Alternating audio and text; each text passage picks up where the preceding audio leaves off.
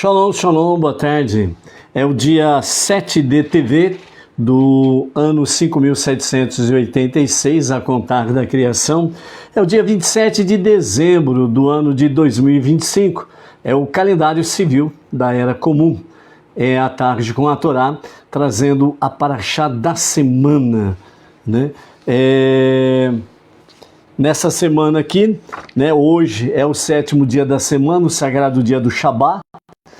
Então, hoje nós temos o encerramento, né, da nossa paraxá da semana, Vaigash, e se aproximou.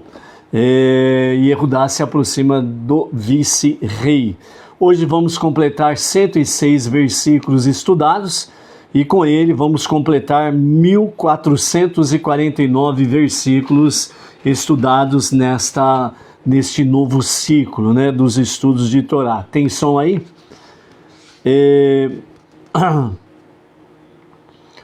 Ok? Tudo ok? Baruch Hashem. Então, estamos com som.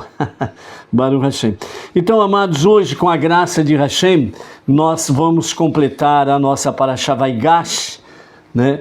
E hoje nós vamos, então, nos capítulos 46 e 47, vamos ver alguns tópicos importantes para que nós possamos aí encerrar com a graça bendita de Hashem, né, a nossa paraxá, e na mensagem final, né, há uma conexão direta com os Benei Noach, né, o que podemos ver aí. Para iniciarmos a nossa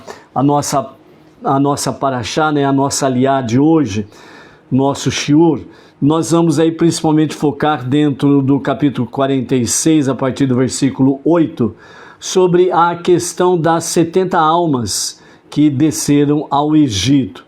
Então vamos ver aqui, de acordo com os nossos mestres e sábios, né, o Hassidismo, ele diz assim: as 70 almas eram um nível intermediário entre os patriarcas e a nação judaica, por meio de quem as reservas espirituais de fé são canalizadas até o povo durante os tempos difíceis do exílio. Assim, segundo os comentários de Irash, escreve que foi Yocheved, uma mulher que completou o número total de 70 almas, porque a fé é mais forte nas mulheres do que nos homens, né? Então, vamos ver aqui os nossos comentaristas, o que trazem dentro desse aspecto, para que possamos compreender, né, essa questão que nos fala aí, as 70 almas que desceram ao Egito. Então, primeira coisa que os nossos mestres dizem não é apenas uma questão de lista de nomes, há propósito, significado e há entendimento dentro do aspecto espiritual. Então, a Torá descreve os filhos de Yaakov que desceram ao Egito, né? E os filhos dele totalizando 70 almas. Vamos ver já já como que se chega às 70 almas. Na linguagem da Torá, nomes têm muito significado. Identidade, são missões e continuidade espiritual. Então não é apenas nomes, né? Não são apenas nomes. A Torá traz com os nomes de cada um, né, as suas identidades, as suas missões e principalmente a continuidade espiritual, né? Então, por isso, o início da Galut, o exílio, porque Yaakov e os seus filhos estão saindo de Canaã e estão descendo ao Egito. Sair de Canaã, sair da terra de Israel, sair de Jerusalém para ir para qualquer lugar do mundo é descer. Isso está dentro do aspecto espiritual, ok? Então, dentro dessa realidade, descer, mas não se dissolver, né? O Egito representa poder, cultura dominante, risco de assimilação, né? Ainda assim a Torá enfatiza, eis os nomes. Então ela enfatiza, ela dá valor, ela dá potencialidade aos nomes. Ou seja, Israel, ou seja, Yaakov, agora chamando os nossos mestres falando Israel, né, para mostrar exatamente como diz o versículo 8 do capítulo 46. Esses são os nomes dos filhos de Israel. Então aqui está falando sobre uma nação, um povo, ok?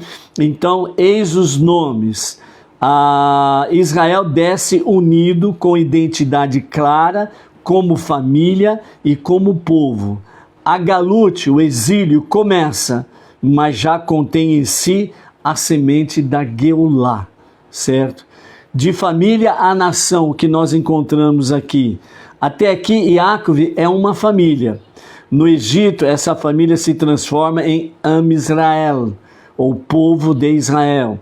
Por isso, a Torá registra também os filhos dos filhos, pois aqui, quando cita os filhos dos filhos, né, de Yaakov, e está então focando o futuro, ou seja, como fala ali atrás, né, que nós vimos ali, sobre a questão de continuidade espiritual. Então não está contando apenas o presente, mas já está mostrando o futuro, ou seja, o exílio, Galute, já começa com a visão e a mensagem da Geulá, a redenção. Ou seja, descer ao Egito não é destruição, mas elevação. Então aqui Yaakov, né, ele nos é uma família quando está em Canaã, mas a partir do momento que vai para a Galute, então a Torá enfatiza os nomes dos filhos de Israel. O povo sobrevive quando pensa em gerações, não apenas em indivíduos. Ou seja, um dos grandes objetivos ou um dos grandes princípios para a manutenção das gerações do povo judeu é que não ficaram pensando e não limitados em si mesmo, no seu presente, mas sempre tiveram uma visão de futuro, gerações. Um dos motivos pela continuidade espiritual e a continuidade do povo. Então, os ensinamentos racídicos, eles são bem claros. Cada alma que desce tem uma faísca específica a ser elevada no Egito. A descida não é punição, é missão. É importante nós aprendermos isto. Por quê? Porque para o Benei Noach é interessante essa mudança de mentalidade. Porque qualquer coisa que acontece de errado na vida do Benei Noach, né, do não-judeu, a primeira coisa que vem à sua mente: o que eu fiz de errado? Qual foi o meu pecado? Qual foi minha culpa? Por isso que eu estou sendo castigado, por isso que eu estou sendo penalizado e por aí afora vai. Nós precisamos ter uma mudança de mentalidade, aprendendo com o nosso irmão mais velho, o povo judeu. Ou seja, quando nós temos aqui o ensinamento racídico, que a descida para o Egito não foi punição, mas foi missão, nós precisamos compreender isso. Quando os testes, as provas que nós passamos, quando nós enfrentamos adversidades e por aí afora vai, não é castigo, não é penalidade. O que realmente Deus está mostrando para nós? Que nós estamos passando por um processo de purificação, refinamento, para cumprirmos com mais dignidade a nossa missão. É nos elevar, né? É melhorar o nosso pensamento, a nossa visão, o nosso falar, os nossos sentimentos, para agirmos de forma correta. Então é isso que nós precisamos visualizar, né? E perder essa mania, né? Ou melhor, vamos definitivamente lançar fora essa mala sem alça que muitos têm trazido dos segmentos religiosos de lá atrás. Qualquer coisa é punição, qualquer coisa é pecado, qualquer coisa é condenação. O Benei Noach precisa mudar a sua visão de mentalidade. deixar essa mentalidade retrógrada dos ensinamentos religiosos do passado, nefastos, mentirosos, e poder ter uma mentalidade mais judaica como Benei Noach, ok? Então Yosef prepara o caminho material, enquanto que Yaakov, ele garante o caminho espiritual, né? Então a mensagem que nós temos aqui é que a descida ao Egito não foi o fim da história, mas o início da construção. Contados um a um, Yaakov e seus filhos nos ensinam que mesmo no exílio, identidade, fé e valores são preparados, ou melhor, são preservados. Não depende do meio ambiente, não depende do Egito, não depende do local. Ou seja, para que no exílio a identidade, a fé e valores sejam preservados, é mantermos o nosso fundamento, é mantermos a nossa raiz, o nosso pacto com Noé, o nosso pacto noético, né? E mantermos firmes nas 7 leis de Noé, somados à Torá, ok? Então a Galut, o exílio, começa com nomes. A Geulá, a redenção, começa quando esses nomes permanecem fiéis à sua missão. Ou seja, você quer participar da redenção da Geulá? Preserve a sua missão. Qual que é a sua missão como Benei Noach? Transformar este mundo, as nações, os povos não judeus, para ser a morada de Hashem. Essa que é a realidade.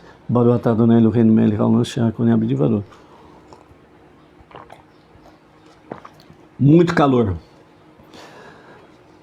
Em Bereshit, em Gênesis, capítulo 46, verso 15, Bereshit, a Torá diz: esses são os filhos de Leia e Diná, sua filha. Ou seja, é interessante que nesse versículo nós encontramos essa expressão, né? Os filhos de Diná, citado o nome deles, e Diná e sua filha, né? Então aquela pergunta clássica: quem é a filha de Diná? Então vamos responder essa questão segundo os nossos mestres. Quem é a filha de Diná, já que a Torá nunca a nomeia explicitamente? A resposta, segundo a tradição midráchica e dos comentaristas da Torá, segundo o Midrash Bereshit Rabbah 80:11, é citado por Rashi, essa filha é Azenat ou Osnat, né? São esses dois nomes mencionados, Azenat ou Osnat. Azenat, que mais tarde se torna a esposa de Yosef, lá em Bereshit, capítulo 41, verso 45, é mãe de Efraim e Menashe. Como isso se encaixa dentro dessa realidade? Diná foi violentada por Shechem, dessa união nasceu uma filha. Yaakov teria colocado um amuleto com o nome divino nela para protegê-la. Ela foi levada ao Egito e criada na casa de Potifar. Mais tarde, Yosef a reconhece e se casa com ela, reintegrando-a totalmente à família de Israel, à família de Yaakov, certo? Então esses são os ensinamentos midráshicos e segundo também os nossos comentaristas. A profundidade dessa mensagem, a Torá não a nomeia, mas a conta. Não fala o seu nome, mas ela é contada. Mesmo uma criança nascida de dor não é excluída da história da redenção. De Diná, símbolo de sofrimento, nasce a mãe de 2 tribos, Menashe e Efraim. Então, a Hassidut vê nisso um princípio poderoso. As maiores luzes podem surgir dos lugares mais quebrados, aflitos. A filha de Diná representa a capacidade de transformar trauma em continuidade, queda em elevação. Então, aqui o que nós temos dessa forma é que cada pessoa ela precisa decidir se ela permanece realmente no seu trauma ou se ela permanece na sua queda, ou se ela realmente quer mudar de vida. Porque a pessoa que fica envolvido no seu trauma, que fica envolvido na sua queda, fica enrolada no seu próprio novelo, no seu próprio umbigo, nunca vai seguir em frente. Sempre vai se vitimizar e sempre será uma pessoa derrotada. E não é esta a finalidade que Deus tem para cada vida. Mesmo diante da dor, sofrimentos, aflições, angústias, mesmo na queda, mesmo no trauma, Deus quer fazer de cada uma dessas pessoas algo muito valioso. Como que uma pessoa que passa por uma situação semelhante à sua, como que você vai poder trazer uma palavra de poder, de autoridade, de vida, de libertação, de elevação, de refinamento, se você não passar pelo mesmo processo? Blá, blá, blá, blá, blá, não edifica ninguém, não eleva ninguém, não refina ninguém, porque fica na teoria. Como que você discerne uma coisa da outra? Quando a palavra que você ouve, ela penetra na sua mente, dando razão ao que você está ouvindo, compreensão, entendimento, e desce ao coração para transformar a dor em algo bom, transformar a queda em elevação, transformar o trauma em continuidade da minha missão. Ou seja, simplesmente transforma a tristeza em alegria. Você sente essa palavra penetrar na sua mente, na sua razão, no seu intelecto e desce ao seu coração, trazendo conforto e trazendo shalom. Blá, blá, blá, blá é a teoria. Ela não tem efeitos positivos, apenas teoria. Essa é uma das formas. Por isso a Torá conta até as almas silenciosas. Você não ouve a voz na Torá, você não ouve a voz da filha de Diná. Você não ouve a voz de Diná. Você não ouve a voz da filha de Diná. Você aprende com as suas lições. O erguer-se, o levantar-se, o elevar-se, o refinar-se e produzir excelentes frutos. Osinat ou Asinat, filha de Diná, vai para a casa de Potifar. Hashem, ele arma todo o teatro, entre aspas, por assim dizer, ou seja, ele prepara todas as coisas para que Yosef vá para a casa de Potifar. Resiste às tentações da mulher de Potifar. E no final, acaba casando-se com a filha de criação de Potifar, a filha de Diná, a qual é reintegrada à família de Iacove.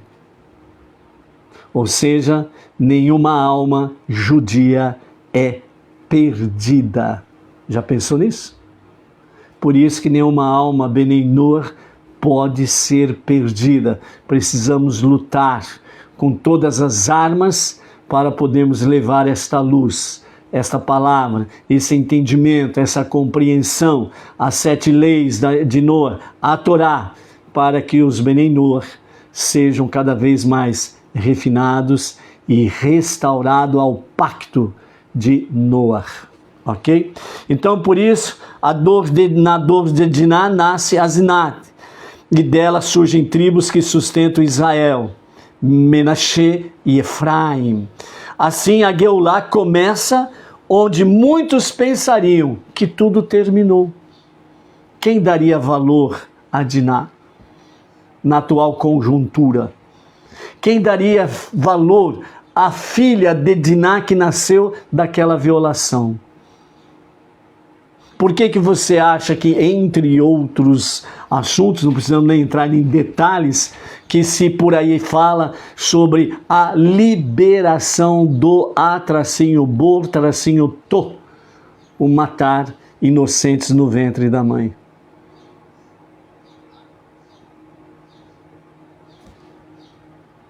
Mas a Torá mostra que a queda não é o fim, a dor não é o fim, a prova não é o fim, tudo é para elevação, refinamento.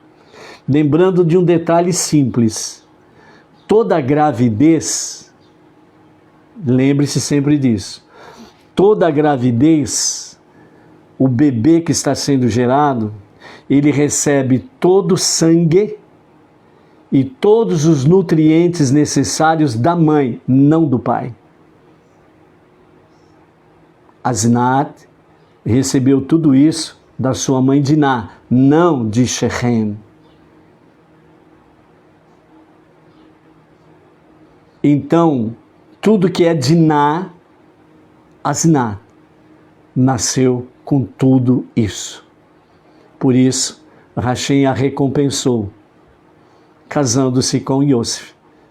E de Yosef e Asnat, duas tribos de Israel, Menashe e Efraim, a filha de Diná, como Diná, sem ouvir a sua voz, como Asnat, sem ouvir a sua voz, foi Asnat reintegrada como Diná foi ao povo, à família de Yaakov. E os seus nomes, as suas histórias, estão registradas por toda a eternidade. Este é o nosso Deus. Este é Hashem, que não menospreza nenhuma alma. Ok? Quando nós chegamos no versículo 21 do capítulo 46, nós encontramos aí a lista dos 10 filhos de Beniamim. Belá, Beker, Ashbel, Gerá, Naaman, Iri, Rosh, Mupim, Rupim e Ard, né? Então, como Beniamim, o mais novo dos irmãos, né, teve 10 filhos, né, mais do que os seus outros irmãos, né? Rashi, ele citando o Midrash, ele responde: todos os nomes estão ligados a Yosef. Beniamim nomeou seus filhos como um memorial vivo ao seu irmão perdido, não ao seu irmão morto. Beniamim, ele podia sentir a vida de Yosef. Por isso, ele deu o nome de Belá, que significa ele foi engolido, confundido. Yosef foi tragado pela confusão das nações. Beker, primogênito. Yosef era o primogênito de Rachel. Rachel teve 2 filhos, Yosef e Beniamim. Ashbel, Deus me enviou ao cativeiro. Yosef foi vendido e exilado, né? Mais uma característica ou mais uma dica de que Beniamim não tinha certeza da morte do seu irmão. Gerá, o estrangeiro. Yosef viveu como estrangeiro no Egito. Ou seja, mais uma dica, né, de Beniamim. Ele está como um estrangeiro em algum lugar. Naaman, agradável, gracioso. Yosef manteve sua nobreza espiritual. Eri, meu irmão, expressão direta de amor e fidelidade. Rosh, cabeça e líder. Yosef tornou-se governante do Egito. Mupim, boca, fala. Yosef falava por meio de intérpretes, ocultando a sua identidade. Rupim, coberto, oculto. Yosef permaneceu escondido de sua família. E Ard, desceu. Yosef desceu ao Egito. Beniamim transforma a saudade em um legado. Ele não deixa Yosef desaparecer da história, da lembrança. A sua presença, ela permanece na família de Yaakov. E isso se tornou um memorial da própria família. Cada filho é um testemunho simples e direto que Rashi comenta dizendo o que Beniamim estava dizendo com estes nomes. Simplesmente ele estava dizendo: meu irmão vive, não está morto. Isso é convicção, certeza das promessas. Então Beniamim representa fidelidade silenciosa, amor que não depende da presença física, memória que sustenta a redenção. Por isso, desde sempre, o povo judeu tem sempre na sua memória Geulah, redenção com a revelação do verdadeiro e justo Mashiach. Não perderam o foco principal em toda a sua história, apesar de todos os dramas e tragédias.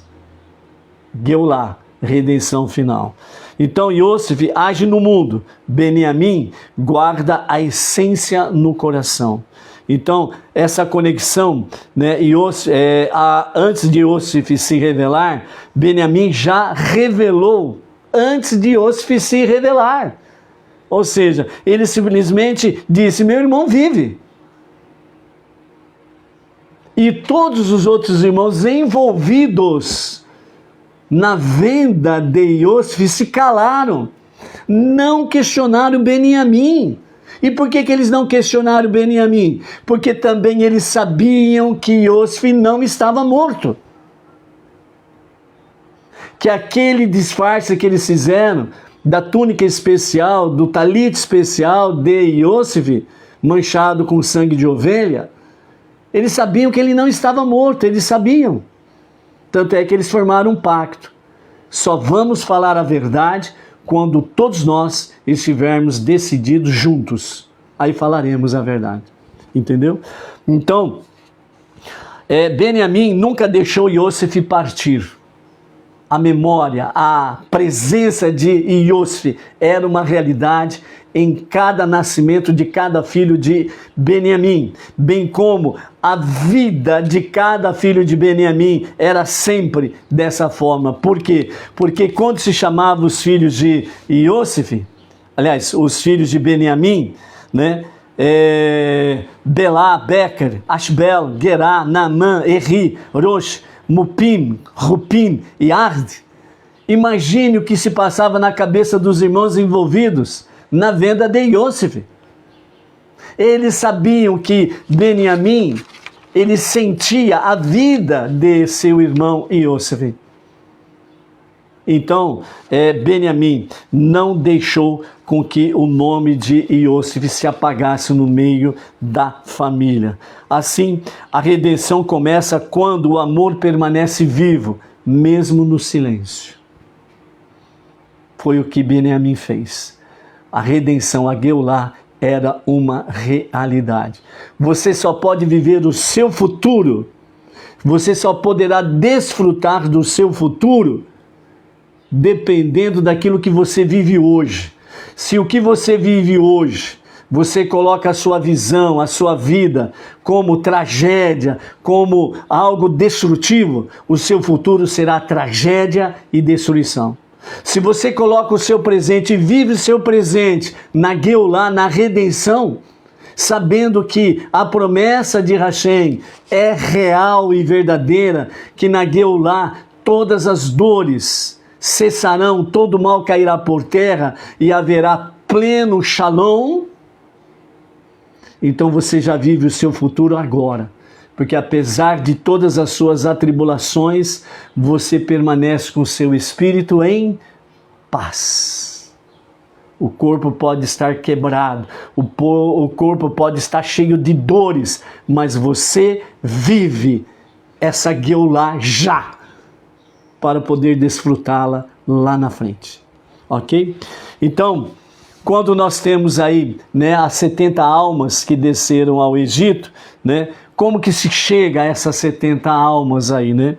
Então, a Torá conta apenas os descendentes diretos de Yaakov, né? Não conta automaticamente as noras e nem Yosef e a sua descendência que já estavam no Egito. Então a contagem por esposa, segundo Bereshit 46, são filhos de Leia, eram 33 almas, capítulo 46, verso 15, né? Isso inclui 6 filhos de Iacov com Leia, seus filhos e netos e Diná. O texto diz explicitamente, todas as almas, 33.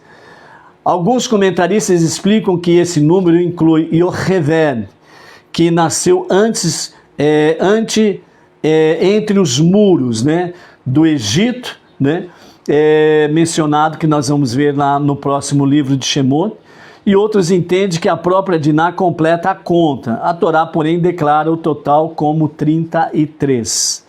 Os filhos de Zilpá, 16 almas, 46, 18, descendentes de Gad e Asher. O texto conclui, todas as almas, 16. Os filhos de Rachel, 14 almas, 46, verso 22. Isso inclui Iosef, que já estava no Egito, Efraim e Menashe, e Beniamim e os seus 10 filhos. A Torá diz, todas as almas, 14. Filhos de Bilá, 7 almas, 46, verso 15. Descendentes de Dan e Naphtali. Total declarado 7 almas. A soma final são Leia, 33, Zilpá, 16, Rachel, 14, Bilá, 7. Somando, 70 almas. Bereshit 46, verso 27, todas as almas da casa de Iaco que vieram ao Egito eram 70. Né? Uma observação importante que nós podemos fazer aqui é que Bereshit, Gênesis capítulo 46, verso 26 diz, 66 almas vieram com Iacov, né? Então, o que significa 66 almas vieram com Iacov? Então, nessa expressão aqui, o próprio Iacov não é contado.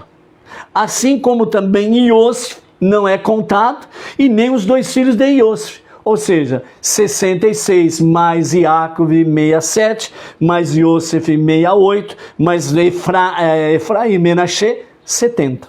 Ou seja, novamente, nós temos aí 70 almas, né? Os nossos mestres dizem, não há nenhuma contradição no que está escrito. Então a Torá não deixa a conta em aberto. 70 almas desceram ao Egito, cada uma é nomeada, contada e preservada para ensinar que mesmo no início do exílio, nenhuma alma se perde. Isso dá noção do futuro. O futuro, Geulah, futuro, redenção com Mashiach, em que nenhuma alma judia se perderá. Por isso que os mestres falam que toda alma judia, e nós vimos no shiur anterior, que estão dispersas nos 4 cantos do mundo, mesmo aquelas que nem sabem que são de fato judeus, serão resgatadas, restauradas e contadas juntas com o povo judeu. Paralelamente, isso nos dá a visão de que, se os Bnei Noach viverem a Geulah agora, poderão ver realmente as suas gerações na Geulah. Então, por isso é importante o nosso presente. Quando chegamos no capítulo 47 de Gênesis, Bereshit, nos versículos 8 e 9, né? Quando Iacov está diante do faraó, né, que Iacov chega ao Egito e Iosef leva até o faraó, o Paró, né, originalmente Paró, popularmente ficou conhecido como faraó. Então o Paró, ele pergunta a Iacov, quantos são os dias dos anos de tua vida? Iacov responde, os dias dos anos das minhas peregrinações são 130 anos. Poucos e maus foram os dias dos anos de minha vida, e não alcançaram os dias dos anos da vida de meus pais, nos dias de suas peregrinações. A idade de Iacov, ao chegar ao Egito, era de 130 anos. E durante os próximos 17 anos, ele vive no Egito, com um shalom que ele nunca teve. Portanto, O total dos anos de vida de Iacove serão 147 anos, menor do que Isaac e Avraham. Por que o faraó fez essa pergunta? Os nossos mestres dizem, o sentido é bem simples.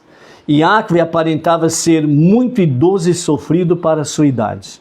Seus anos foram marcados por fuga de Esav, anos de trabalho duro, perda de Yosef, fome e deslocamento. Por isso o faraó se impressiona e pergunta a sua idade. E por isso as respostas, poucos e maus, respondeu Iacove, sobre os anos da sua vida. Aqui os mestres dizem que ele não estava reclamando em hipótese nenhuma. Ele estava apenas comparando os seus anos aos de Avraham, 175 anos, e Isaac, 180 anos. Ou seja, os seus antepassados, o seu pai e o seu avô, o seu pai Isaac e o seu avô Avraham, tiveram mais anos de sofrimentos, de dureza do que ele. Por isso que ele falou poucos e maus anos, porque os seus antepassados, seu pai e o seu avô, tiveram muitos anos à frente dele. Então, dessa forma, o que acontece? Ele reconhece, a sua vida teve mais aflições e menos tranquilidade. Ligação com o contexto da Paraxá. É o início da Galut, mas também o descanso final de Iacove. Os seus 17 anos traz para ele o verdadeiro Shalom. Antes do Egito, luta, dor e instabilidade era o que Iacove vivia. E lá no Egito, os 17 anos foram os melhores anos da sua vida, Então Iacove entra no Egito com 130 anos, marcado por lutas, mas ali ele vai encontrar os seus últimos anos em Shalom, os seus 17 anos. A Torá nos ensina que, mesmo após uma vida difícil, Hashem reserva um tempo de repouso antes do exílio pleno começar, Então, Hashem cuida dos seus. Quando nós chegamos em Bereshit, Gênesis 47, verso 10, está escrito: e Iacove abençoou o faraó e saiu de diante do faraó. A Torá, ela enfatiza, Iacove abençoa ao entrar e abençoa ao sair. É esse sentido que realmente acontece. Ele, ao chegar à presença do faraó, ele abençoa, e ao sair, ele também abençoa, Segundo Midrash Bereshit, Rabá 95:9, que Rashi cita, respondendo a seguinte pergunta: que bênção foi essa, Iacove abençoou o faraó, mas que bênção é essa?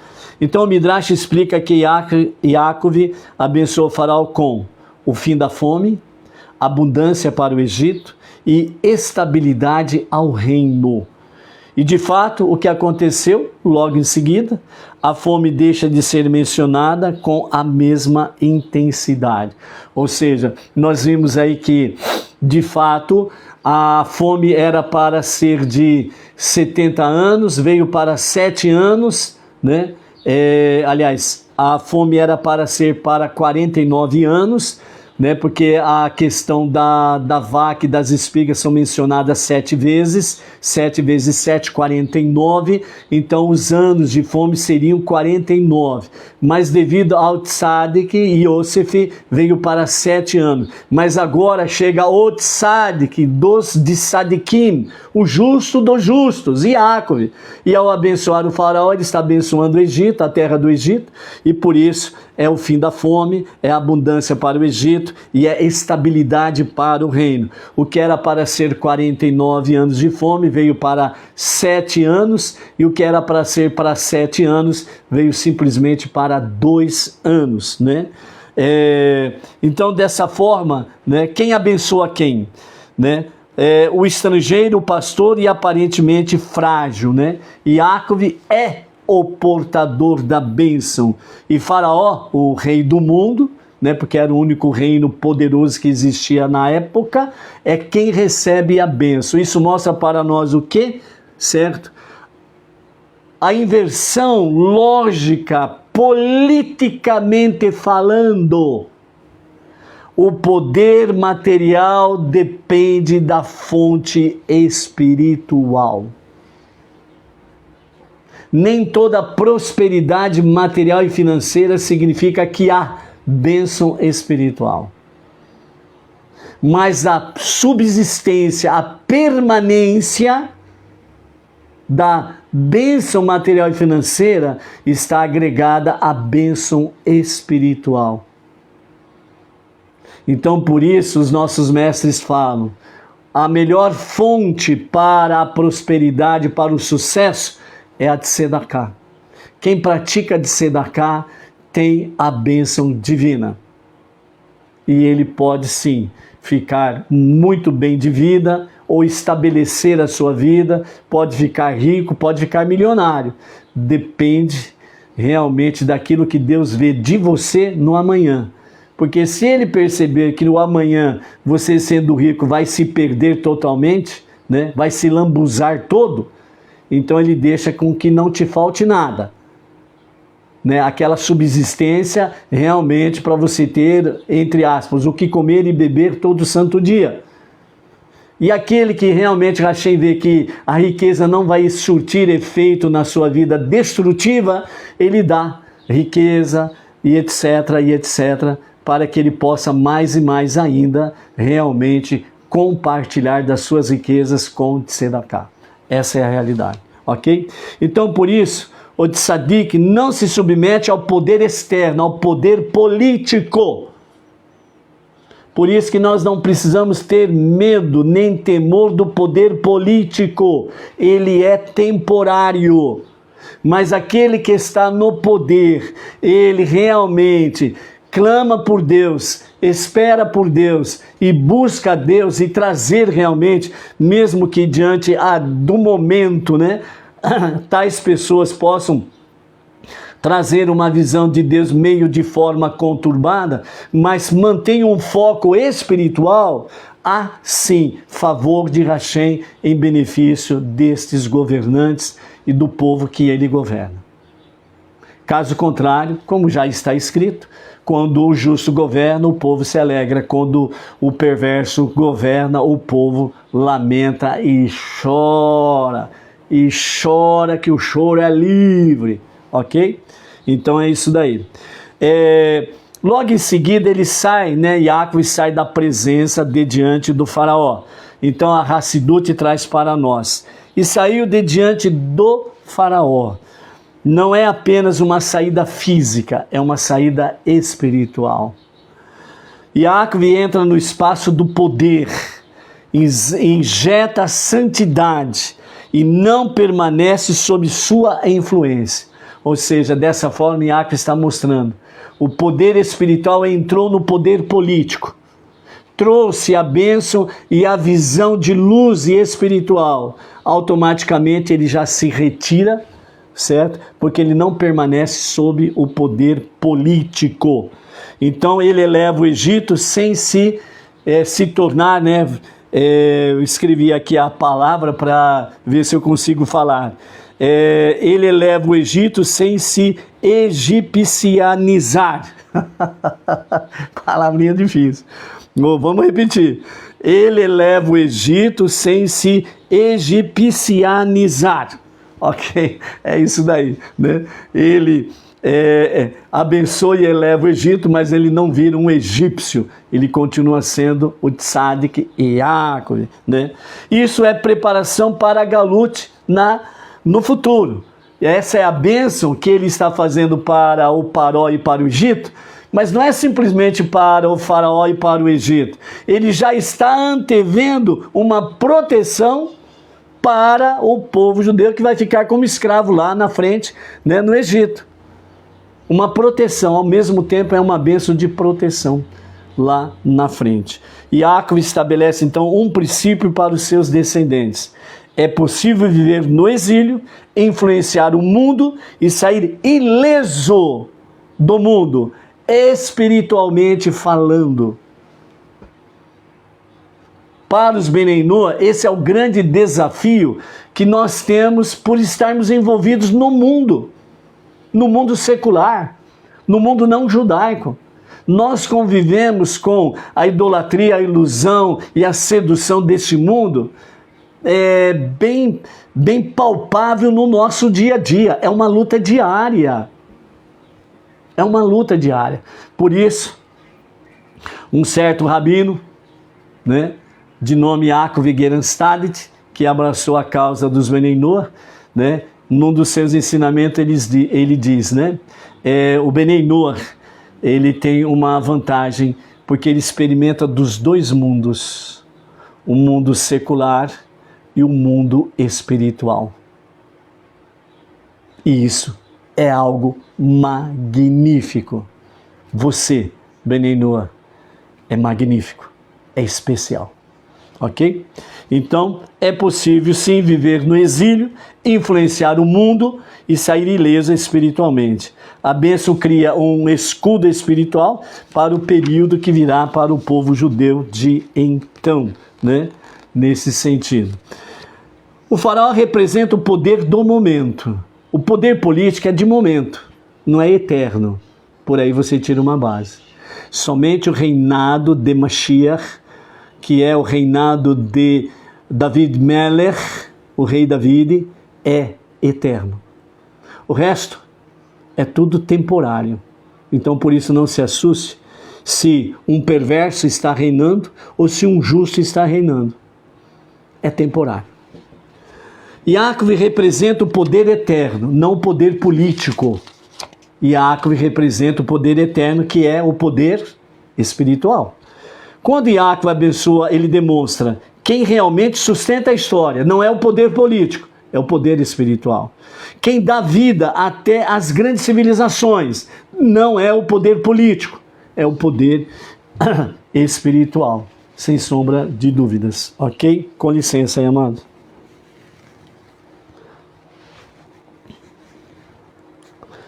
Ainda não temos um ar-condicionado aqui para suportar o intenso calor, então vamos enxugando aí o suor, ok?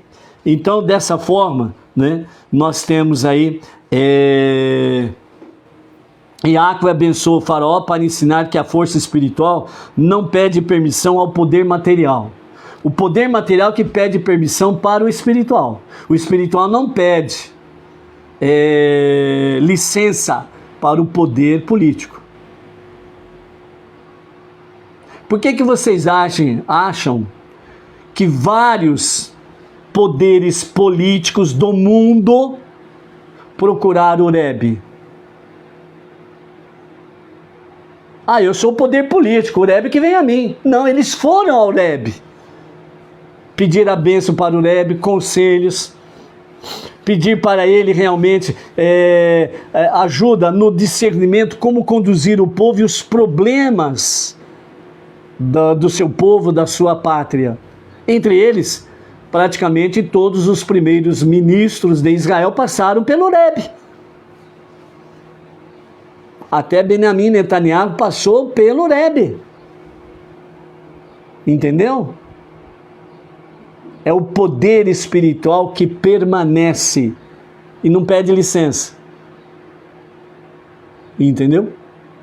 Porque o poder externo é que está submisso ao poder espiritual. Por isso, não podemos ter medo do poder político com as suas corrupções e injustiça. Precisamos ser luz, fazer com que realmente as 7 leis de Noé seja realidade na nossa nação e nas nações. Não é cara feia que vem assustar, não é ações brutas que podem nos afastar da nossa missão, ok?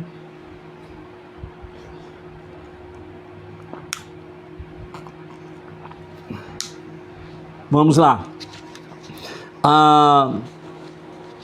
Quando chegamos em Bereshit 47, verso 11, e Yosef fez habitar seu pai e seus irmãos, e deu-lhes possessão na terra do Egito, no melhor da terra, na terra de Ramsés, como o faraó ordenara, né? Então, Porque a localidade de Goshen, que é o melhor da terra do Egito, onde estão as terras de Ramsés. É uma região fértil e estratégica, boa para o pastoreio, essencial para a vida dos filhos de Jacó. O segundo ponto é a separação cultural. Os pastores eram desprezados pelos egípcios, capítulo 46, verso 34. Goshen permitia viver sem assimilação, sem o perigo da assimilação. Era uma terra isolada do Egito praticamente. Era no Egito, mas era uma terra isolada praticamente do centro cultural do Egito. Segundo Midrash, o lugar preparado antes, ensina que Goshen já era uma área destinada para Israel. Ou seja, o provedor de tudo já tinha providenciado. Inclusive associada a heranças antigas ligadas a Abraão. Nada foi improvisado. A descida ao Egito foi planejada pela providência. Ramsés, a terra de Ramsés, o poder do Egito, indica o centro do poder egípcio, região ligada à administração real. E hoje coloca Israel dentro do império, mas separado do império. Ou seja, a grande terra de Ramsés, um dos grandes líderes do Egito, agora é dominado pelos judeus. Ou seja, o poder político está submisso ao poder espiritual. Viver no exílio sem se misturar, os nossos mestres dizem, Goshen simboliza um espaço protegido espiritualmente, onde a identidade pode crescer. A Hassidut diz, antes que o exílio aperte, a Torá cria um refúgio espiritual. Ou seja, o tempo que você tem antes do aperto de provas, testes ou coisas semelhantes, você tem que aproveitar esse momento para poder se fortalecer na Torá, com as 7 leis de Noah. Isso vai te dar forças, autoridade espiritual para vencer, de fato, o chamado poder externo, seja ele qual for, ok?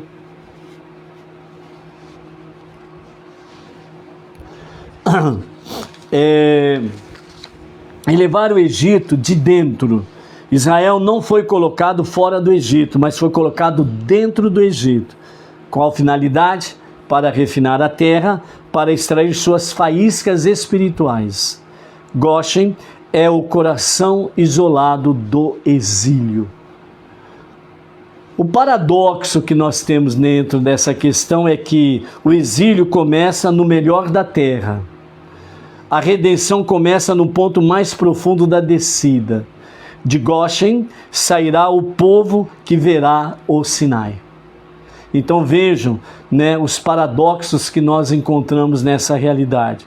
O exílio começa no melhor da terra, eles habitam no melhor da terra, mas aí exatamente a sua galute, o seu exílio.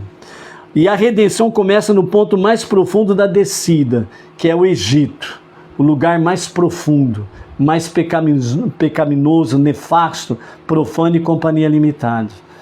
Então, de Goshen, o lugar mais profundo, vai sair um povo que vai experimentar do Sinai a revelação divina, sem sombra de dúvidas. Então, Iosf escolhe Goshen porque preserva a identidade, garante sustento, permite influência sem assimilação e prepara a Geulah, a redenção, desde o primeiro passo da Galut. Iosef estabeleceu seu povo em Goshen para ensinar que o exílio não começa com perda, mas com proteção, para dar a mensagem da esperança. Dentro do Egito, Israel foi separado para que pudesse crescer e no tempo certo se libertar, ok? Então, nós temos essa questão aí, ok?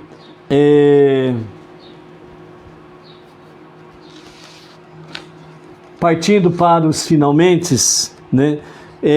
Em Gênesis 47, 27, nós temos aí: Israel habitou na terra do Egito, na terra de Goshen, e adquiriram possessões nela, e frutificaram e se multiplicaram muito, né? Aqui os nossos mestres dizem assim: cada verbo que é mencionado no versículo, ela tem um grande potencial e intenção. O sentido literal, habitaram, não foram hóspedes temporários, estabeleceram-se com estabilidade, permaneceram muito tempo ali. Adquiriram possessões, propriedades, meios de sustento, segurança econômica. Mesmo no exílio, Israel não vive de favores. É o que a história tem mostrado para o povo judeu. Frutificaram, crescimento natural, famílias se estruturam, vida com propósito. É o que você vê no mundo judaico entre as nações. E se multiplicaram muito. Linguagem que lembra o primeiro verso, o primeiro capítulo de Bereshit, a criação. Ou seja, vida vence o exílio. O Midrash diz: esse crescimento foi acelerado e protegido. Não houve assimilação imediata. Goshen funcionou como um útero nacional, né? Porque sai dali o povo que vai para o Sinai. O Egito não os consumiu, os fortaleceu numericamente, né? A Hassidut ensina luz antes da escuridão. Antes que o exílio se torne opressão, Hashem concede expansão. E isso cria força interior para suportar o futuro da escravidão, né, dos testes, das provas. A preparação para a Geulá, a redenção. O crescimento não é fim em si, prepara a saída, cria um povo numeroso, pronto para receber a Torá. Sem esse florescimento, não haveria o Sinai e nem o pacto do Sinai. Vaigash começa com tensão, confronto e medo. E ela termina com estabilidade, crescimento e bênção visível, né? Então a Galut, a redenção, ela começa envolta à bondade, né? Então nunca em desespero ou coisa semelhante. Então a Parashá ela termina nos ensinando que o exílio não começa com destruição, mas com crescimento. Em Goshen, Israel adquire raízes, frutifica e se multiplica, preparando o caminho para a redenção, né? Para finalizarmos a nossa reflexão da Parashá Vaigash, queremos trazer para os amados aqui realmente uma linguagem para os Benei Noach, né? O que isso tem a ver realmente com os Benei Noach. Então, do ponto de partida, Gênesis 47, 27, descreve que, mesmo no Egito, Israel se estabelece, adquire meios de vida e cresce e se multiplica. Isso não é apenas uma questão de história, é o princípio universal que Hashem estabeleceu. Aplicando isso para os Benei Noach. Primeiramente, viver no mundo sem perder valores. Assim como Israel em Goshen, o Benei Noach vive entre nações e culturas diversas, mas deve manter identidade moral. Por isso temos a base, 7 leis de Noach. Prosperar sem absorver corrupção. Ou seja, o Benei Noach ele pode prosperar, mas não com corrupção, com meios ilícitos. Segundo, adquiriram possessões, que significa trabalho honesto. Prosperidade vem de justiça, ética e responsabilidade, não de exploração ou fraude. É para o Benei Noach viver esta realidade. Isso se conecta diariamente com as leis de Noach. Proibição de roubo, tribunais justos, tribunais de justiça, respeito ao próximo. Terceira questão, frutificaram, ou seja, impacto positivo. Não só filhos, mas boas ações, famílias saudáveis, comunidades estáveis. O Benei Noach frutifica quando melhora o ambiente onde vive. A base é a família. Saiu da família, vizinhos, sociedade, comunidade e assim sucessivamente. Quarto ponto, multiplicaram-se, significa influência do bem. Crescer não é dominar, é inspirar. Precisamos inspirar os não-judeus. Quando a ética se multiplica, o mundo se ordena, se disciplina. Então, quando você olha aí e fala aí, o Brasil tá um negócio sério, tá não sei o que, tá não sei o que, não sei o que lá. A pergunta é simples. O que eu preciso fazer para ajudar a melhorar ou mudar esse quadro nefasto que aí está?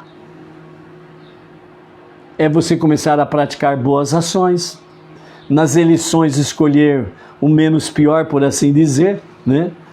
Saber escolher bem para que não venha sofrer junto com o povo as más escolhas. E por aí afora vai. É praticar justiça. Entendeu? É praticar justiça. Aparece um candidato e diz assim, eu vou me vingar. Eu vou realmente fazer com que eu venha desfrutar de todas as benécias que as autarquias e as estatais podem me dar. E o povo? O povo comendo abóbora está muito bom. Entendeu? Ou como diz outro detalhe, eu como picanha. E o pobre tem mais é que trabalhar para sustentar a minha picanha. O candidato ele aparece falando que vai fazer todas as coisas nefastas. E ainda assim vota nele? Isso não é ato de justiça, não é para Benei Noach. O Benei Noach está envolvido com o Egito, está envolvido com o mundo secular. Por isso você tem o poder do voto. Se você não for justo no seu voto, você precisa rever os seus conceitos espirituais. Ok? Mesmo em um mundo complexo, é possível prosperar com integridade. Quando alguém chega assim e fala assim, eu sou Benei Noach, eu não me envolvo com política. Grande coisa, não vou falar um palavrão aqui que você merece, mas não vou falar. Mas grande coisa. Você mostra que é um fraco, que você tem medo do sistema, que você não consegue prevalecer diante do sistema, então você se esconde, como o cachorrinho que enfia o rabo no meio das pernas e sai. Nós estamos aprendendo aqui na história de Vaigash, nós estamos aprendendo com a história de Israel. Estar no Egito, mas não se deixar contaminar pelo Egito. Estarmos entre as nações, você vai fugir das nações? Vai criar uma bolha especial onde nem o ar das nações chega até você? Você está sendo um perfeito idiota. E se você escolhe mal, confirma a idiotice que você é. Entendeu? Então, por isso, a Torá ensina que crescimento verdadeiro acontece quando valores morais caminham junto com estabilidade e responsabilidade. A pergunta é, qual é o seu candidato? O meu candidato é aquele que se aproxima mais e mais dos valores que eu creio através da Torá e das 7 leis de Noach. Ponto. Simplesmente isso. Para fecharmos então o nosso shiur, a Parashá Vaigash termina mostrando que é possível viver no mundo, prosperar nele e ainda assim elevar o mundo sem se contaminar com ele. Esse é o chamado dos Benei Noach: construir, frutificar e multiplicar o bem com justiça e fidelidade ao Criador. Essa é a nossa missão. É a sua missão. A Havidalah, ela acontecerá às 19h33. Hatzelachá Rabá. Que você tenha muito, mas muito sucesso nas reflexões desta paraxá. E que resulte em sua vida em muitos frutos com justiça, dignidade, honestidade, responsabilidade e fidelidade a Hashem. Shalom Shalvatov. Até a próxima.